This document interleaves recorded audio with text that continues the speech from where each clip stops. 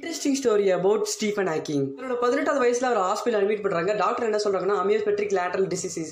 இந்த சீரிஸ் மூலமா நீங்களோட பிரைனுக்கு போற நர்வஸ் சிஸ்டம் கட் ஆயிட்டு ஒவ்வொரு பாட்டா செயலடிக்க ஆரம்பிச்சுன்னு சொன்னாங்க. அதுக்கப்புறம் டாக்டர் இவர் இன்னொரு விஷயத்தை சொல்றாங்க. அது என்னன்னா 28 வயசு வரை உயிர் வாழ்றது கஷ்டம் வேற சொல்றாங்க. ஸ்டீஃபன் ஹாக்கிங் இதெல்லாம் பொருட்படுத்தாம தன்னோட கோலை நோக்கி போறாரு. அதாவது இந்த உலகத்துல எக்கச்சக்கமான விஷயங்களை கண்டுபிடிச்சி 60 வயசு வரை உயிர் வந்திருக்காரு.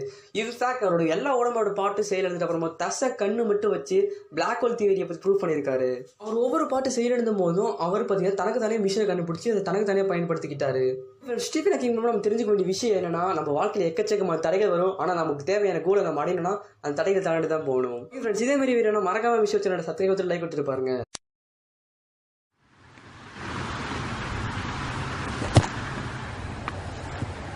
I wasn't ready.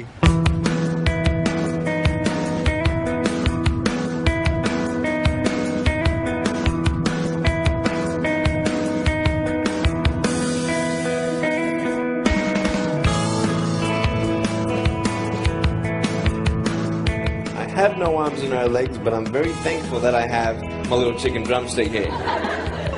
People freak out when they see me for the first time. It's so cool. I was at a water slide all by myself. Everyone obviously at the bottom of the slide is looking up and waiting for other people to come down, and here I come and they're freaking out. They're like, you know, like this. And I was so tempted to look at myself and go, what happened? You know? And there were times where I sort of looked at my life and thinking, well, I can't do this and I can't do that. And you keep on concentrating on the things that you wish you had or the things that you wish you didn't have. And you sort of forget what you do have. And there's no point, I believe, in my life where I wish I had arms and legs, I wish I had arms and legs, I wish I had arms and legs, because wishing won't help. But what I've seen in life are just a couple key principles, and the first thing that I've seen is to be thankful. It's hard to be thankful, man. I tell you, when I was 8 years old, I sort of summed up my life and thought, I'm never going to get married. I'm not going to have a job. I'm not going to have a life of purpose. What kind of a husband am I going to be if I can't even hold my wife's hand? It's a lie to think that you're not good enough. It's a lie to think that you're not worth anything.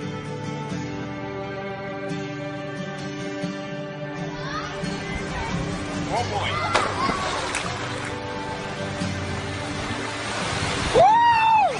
It's freezing, I can't feel my hands. I love life. You know, so many people come and say, how come you smile so much? And I'm like, well, it's a long story. But it's very simple at the same time. You see, it's very hard to smile sometimes in life. There are things that happen that you don't know and you don't understand, and you don't know if you're going to get through it. You know, you go through your storms in life and you don't know how long this storm is going to be. And today I want to share with you some principles that I've learned in my life that you can use in yours.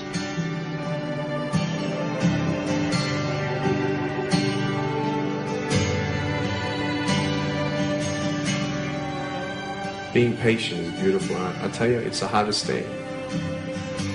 But I realize I may not have hands to hold my wife's hand, but when the time comes, I'll be able to hold her heart. I don't need hands to hold her heart. You know, it is scary to know how many girls have eating disorders. It is scary to know how many people are just angry at life because of their situation at home and angry at others. It's scary to know how many people actually feel like they're worth nothing. Every single girl right here, right now, I want you to know that you are beautiful. You are gorgeous just the way you are. And you boys, you're the man. On this DVD, I share my experiences in life of how I've overcome challenges and seen a new, fresh perspective in life. To be thankful, to dream big, and to never give up. I speak to children, youth, and adults about key issues and principles that I've applied in my life that has given me the strength to conquer all that comes before me.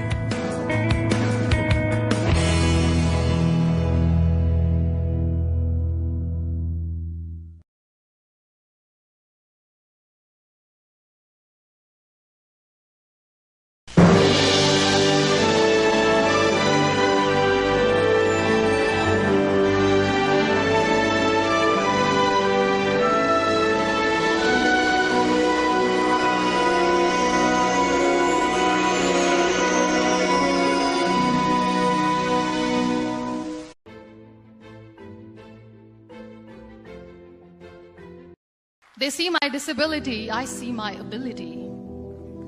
They call me disabled, I call myself differently abled. There are some incidents that happen in your life.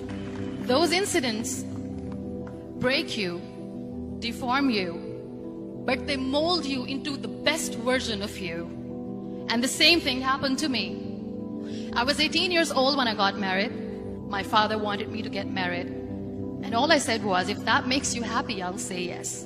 And of course, it was never a happy marriage. Just about after 2 years of getting married, I met a car accident. Somehow my husband fell asleep and the car fell in the ditch.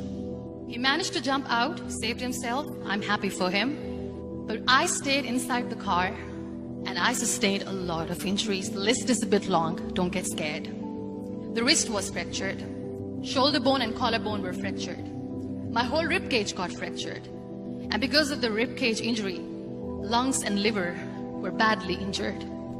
I couldn't breathe. I lost urine and bowel control. That's why I have to wear the bag wherever I go. 3 vertebrae of my backbone were completely crushed. And I got paralyzed for the rest of my life. I finally ended up in a hospital where I stayed for 2.5 months. I underwent multiple surgeries. One day, doctor came to me and he said, well, I heard that you wanted to be an artist, but you ended up being a housewife. I have a bad news for you. You won't be able to paint again because your wrist and your arm are so deformed, you won't be able to hold a pen again. Next day, doctor came to me and said, your spine injury is so bad, you won't be able to walk again. Because of your spine injury and the fixation that you have in your back, you won't be able to give birth to a child again. That day, I was devastated. I asked my mother, why me? And that is where I started to question my existence. Why am I even alive? And that is where I realized that the words have the power to heal the soul. My mother said to me, this too shall pass. God has a greater plan for you. I don't know what it is, but He surely has. And in all that distress and grief, somehow or the other, those words were so magical that they kept me going. One day I asked my brothers, I know I have a deformed hand, but I'm tired of looking at these white walls in the hospital and wearing these white scrubs. I'm getting tired of this. I want to add more colors to my life. I want to do something. Bring me some colors, bring me some small canvas. I want to paint. So the very first painting I made was on my deathbed, where I painted for the very first time. It was not just an art piece or just my passion. It was my therapy. And then I was discharged and I went back home. And I went back home and I realized that I have developed a lot of pressure ulcers on my back and on my hip bone. I was unable to sit. There were a lot of infections in my body, a lot of allergies. So doctors wanted me to lie down on the bed straight for not 6 months, for not 1 year, for 2 years. I was bedridden, confined in that one room, looking outside the window, listening to the birds chirping and thinking maybe there will be a time when we'll be going out with the family and enjoying the nature. That was the time where I realized how lucky people are.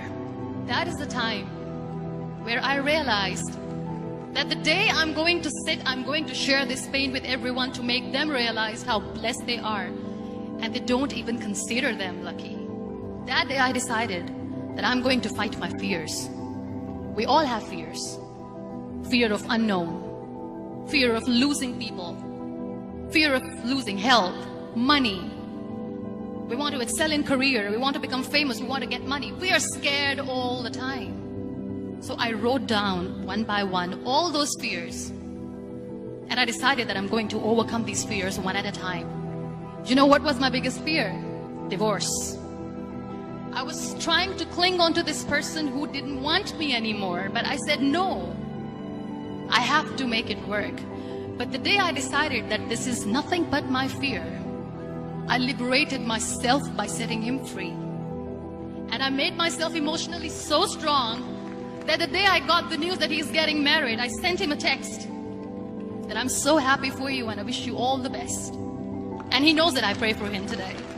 Number 2 was, I won't be able to be a mother again. And that was quite devastating for me. But then I realized there are so many children in the world, all they want is acceptance. So there is no point of crying, just go and adopt one. And that's what I did. People think that they will not be accepted by the people because we, in the world of perfect people, are imperfect. So I decided that instead of starting an NGO for disability awareness, which I know will not help anyone, I started to appear more in public. I started to paint. I decided that I'm going to join the national TV of Pakistan as an anchor person. And I've been doing a lot of shows for the last 3 years. I became the National Goodwill Ambassador for UN Women Pakistan, and now I speak for the rights of women, children. We talk about inclusion, diversity, gender equality, which is a must. Every time I go in public, I always smile. It's always a big toothy smile on my face, and people ask me, don't you get tired of smiling all the time? What's the secret? I always say one thing, that I have stopped worrying about the things that I have lost, the people that I have lost. Things and people who were meant to be with me are with me. And sometimes, somebody's absence makes you a better person. Cherish their absence. It's always a blessing in disguise. Live your life fully. Accept yourself the way you are. Be kind to yourself. Be kind to yourself. I'll repeat, be kind to yourself, and only then you can be kind to others. Love yourself and spread that love. Life will be hard. There will be turmoils, there will be trials, but that will only make you stronger. So when you accept yourself the way you are, the world recognizes you. It all starts from within.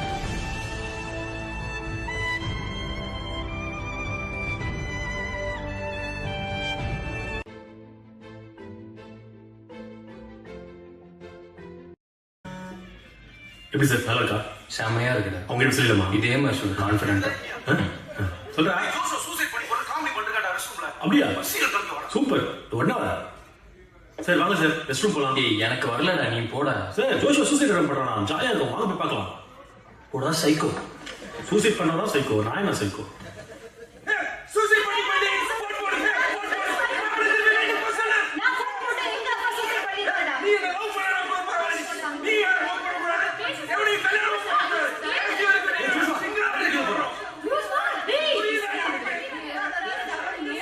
என்னாச்சு?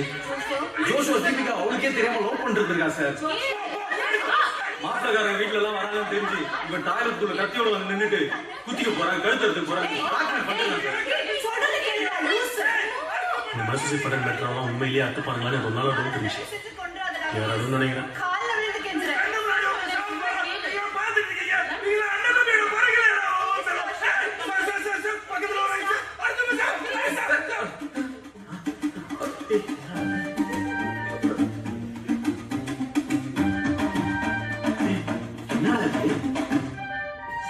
Sir வெளிய போங்க sir. அடுத்து போ sir. டேய் நீ எடுத்துக்கோடா, நான் சுச்சு போதும். மச்சான் ரெசியூம் அனுப்பிச்சுடுறா, வேலை வேணும்னு கேட்டு இருந்தீங்க. ஒரு ஓப்பனிங் இருக்கு. இல்லையே அப்பாயின்மெண்ட் இப்பவே கிடைச்சாலும் கிடைச்சிடும். தெரியும்ல, கழுத்தெல்லாம் அறுத்துக்கிட்டா உடனே சாக மாட்டாங்க, கொஞ்சம் லேட் ஆகும். எப்படியும் வெளியே இருக்கிறவனுங்க வேற எவட்டையாவது ஸ்கோர் பண்றதுக்கு உன்னை கொண்டு போய் ஹாஸ்பிட்டல்ல சேர்த்துருவானுங்க. நீ கரெக்டா கட் பண்ணிக்கிட்டேன்னா பரவாயில்ல. நடுக்கத்துல நரம்ப மாத்தி நறுக்கினு வச்சுக்கோ, கை கால் மட்டும் விளங்காம போக சான்ஸ் இருக்கு. அப்புறம் நீ சுச்சு போகணும்னா இந்த மாதிரி நின்றுட்டுலாம் போக முடியாது. நீ டாய்லெட் வரதே தான் கடைசி நினைச்சாலே அப்பா. சரி சாவறதுன்னு முடிவு பண்ணிட்ட, சாவறதுக்கு முன்னாடி சாவறவளுக்கு இந்த மாதிரி ஒருத்தான்னு யோசிச்சுட்டு சார்.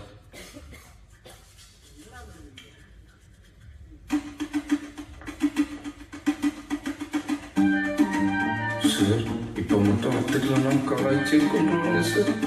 இப்போ என்ன சார் பண்றது? இப்போ நடிச்சல அதோட கொஞ்சம் எக்ஸ்ட்ரா நடி.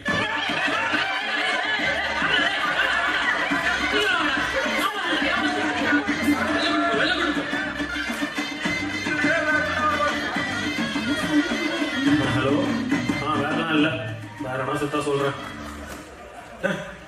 போடா